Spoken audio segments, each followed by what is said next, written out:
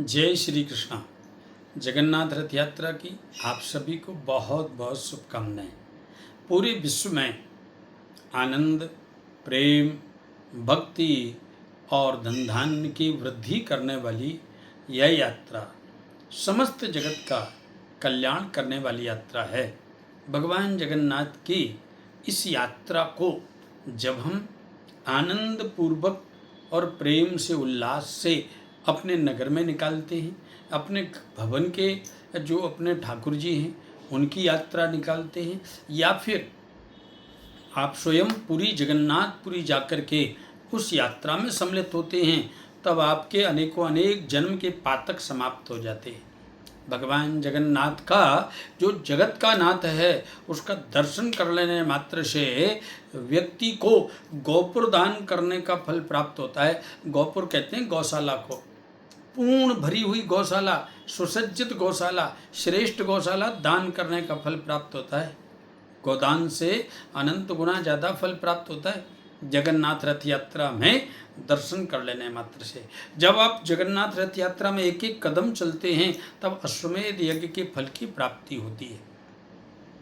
यदि आप जगन्नाथ जी नहीं जा सकते तो अपने जगन्नाथ को आप सजा करके, सुंदर पालकी बना करके, सुंदर उनका सिंहासन सजा करके और भगवान की यात्रा निकालें। यह यात्रा 27 जून को आषाढ़ शुक्ल पक्ष द्वितीया शुक्रवार पुख नक्षत्र में निकाली जाएगी। इस बार का अद्वितीय संयोग है शुक्र पुख। शुक्रवार के दिन पुख नक्षत्र रहने पर माता लक्ष्मी अतिशय प्रसन्न होती हैं और भगवान जगन्नाथ की रथ यात्रा में जब आप जाते हैं तो आपके ऊपर सीधी लक्ष्मी जी की प्राप्ति, लक्ष्मी जी की कृपा होती है। आप यदि 27 जून को अपने घर में अपने ठाकुर जी, अपने गोपाल जी, अपने जो भी आपके आराध्य हैं उनको सजा करके उनकी यात्रा के अनुसार उनका सिंहासन में थोड़ी सी रस्सी लगा करके और रथ को खींच देते हैं तो आपके समस्त जीवन की बाधाएं समाप्त हो जाएंगी। जीवन के जितने भी अवरोध हैं वह स्वतः समाप्त हो जाएंगे। आप जगन्नाथ जी की रथ यात्रा के अवसर पर अपने घर में धन धान्य की प्राप्ति के लिए बड़ा सुंदर आयोजन कर सकते हैं। माता लक्ष्मी को सुंदर से सजाएं।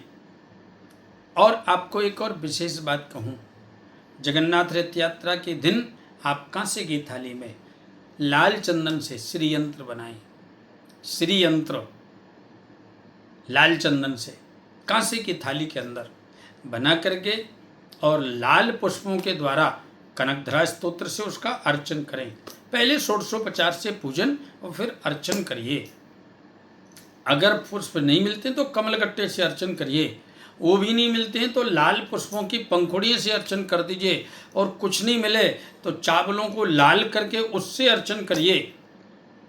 अर्चन करने के बाद 5 कन्याओं को खीर खिला दीजिए। 5 कन्याओं को खीर खिला के उनको पूजन करके कोई भी लाल वस्तु दान कर दीजिए। आप देखिए आपके घर में, आपके व्यापार में, आपके जीवन में माता लक्ष्मी का विशेष आशीर्वाद होगा प्राप्त।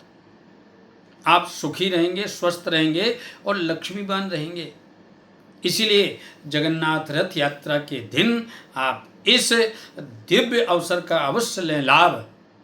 पुनः आप सभी को जगन्नाथ रथ यात्रा की बहुत बहुत शुभकामनाएं। जगन्नाथ के भात को जगत पसारे हाथ।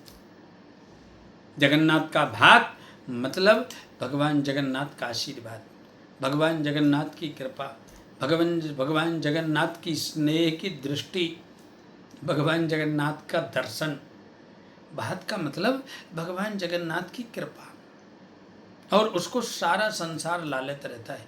कलकाल में एक ही देव ऐसे हैं, एक ही प्रतिमा ऐसी है जो काष्ठ की प्रतिमा है, जिनका दिल धड़कता है, जिनका दिल धड़कता है। वो पूरे विश्व में एकमात्र जगन्नाथ भगवान की प्रतिमा है।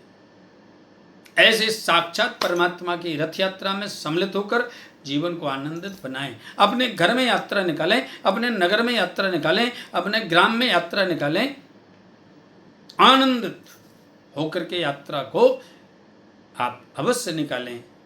आपके जीवन की यात्रा मंगलमय होगी। ये जीवन भी तो एक यात्रा है, आपकी जीवन की यात्रा मंगलमय हो जाएगी। जय श्री कृष्ण।